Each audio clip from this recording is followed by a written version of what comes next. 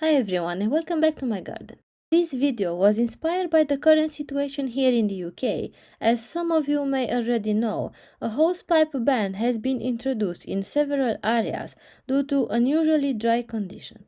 In fact, spring of 2025 was the driest in over 50 years across the whole UK, with total rainfall at just over half the seasonal average. These conditions have made it more important than ever to be mindful of how we use water in our gardens.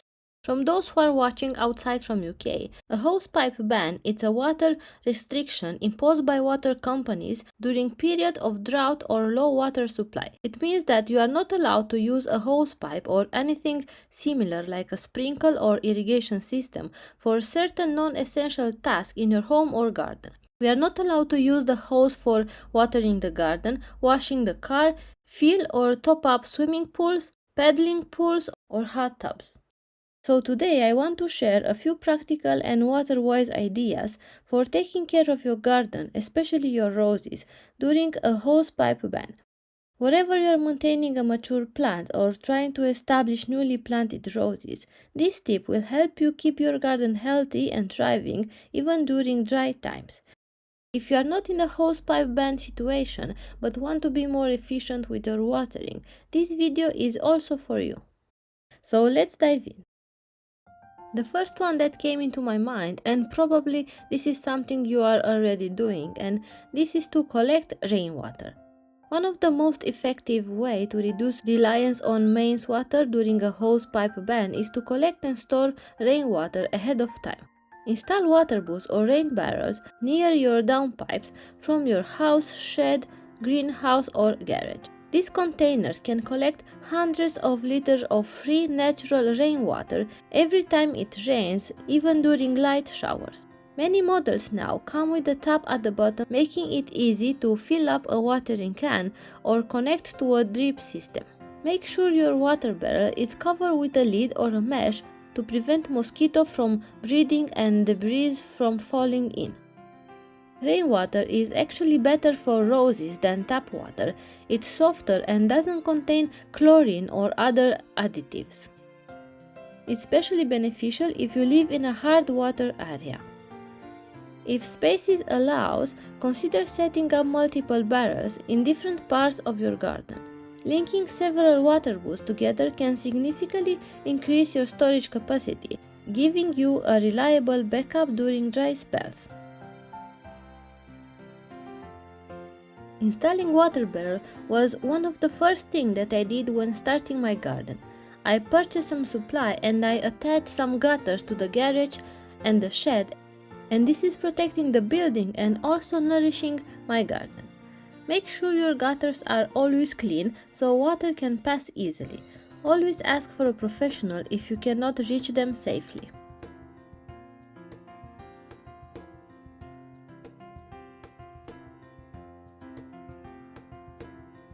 The second point for today is hand water at the base of the plants. Once collected, use a watering can to hand water your roses directly at the base. These ensure water reaches the roots effectively and avoid wasting moisture through evaporation and runoff. Avoid splashing water on the leaves, which can encourage fungal disease, especially in dry and still air.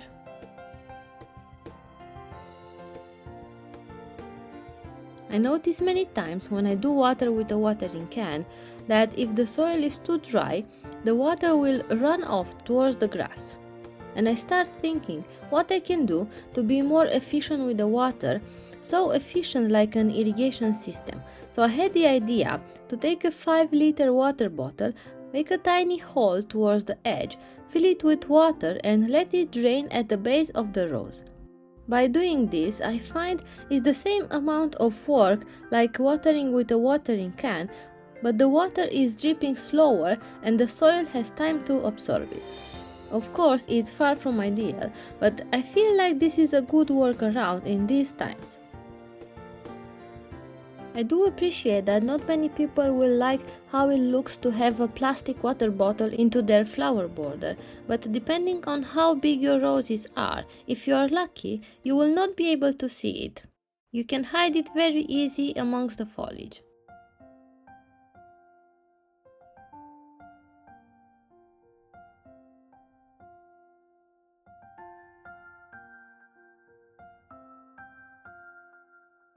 This is another way on how you can fill in the bottle if your water barrel doesn't have a tap. I do encourage you to try this method and see what you think.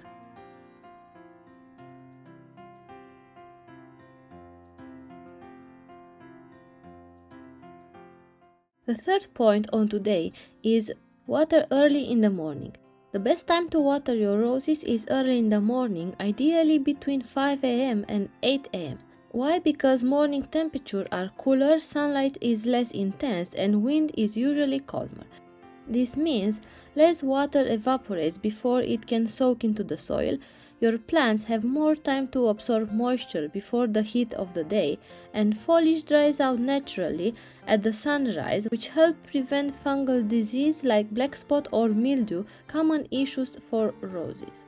By contrast, watering during midday leads to a lot of evaporation, and watering in the evening can leave roses' foliage damp overnight, which increases the risk of disease.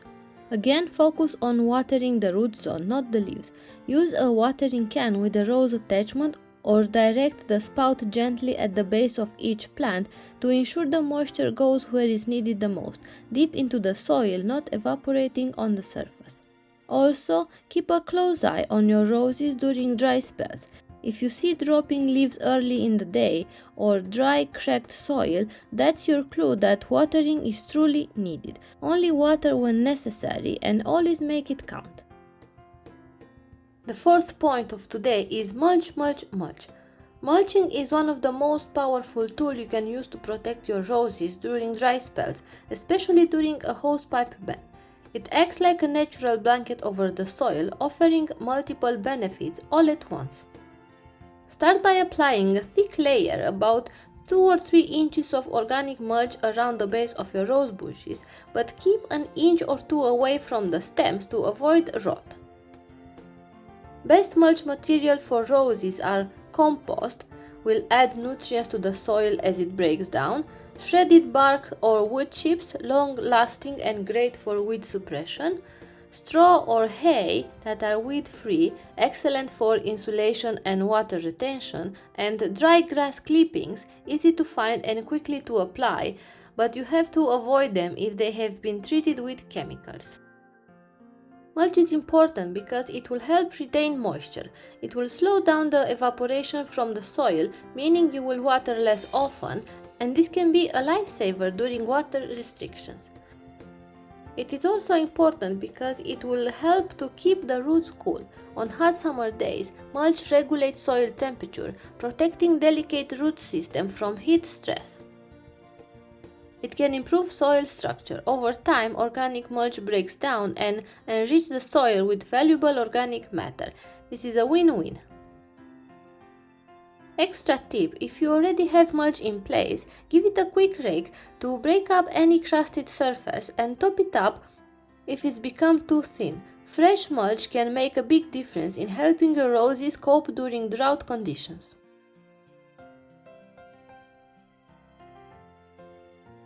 Here I have Rose Trendy, one of the newest additions to the garden. I like to apply mulch on all of my pots, and I can really see a big difference on how fast they are drying up.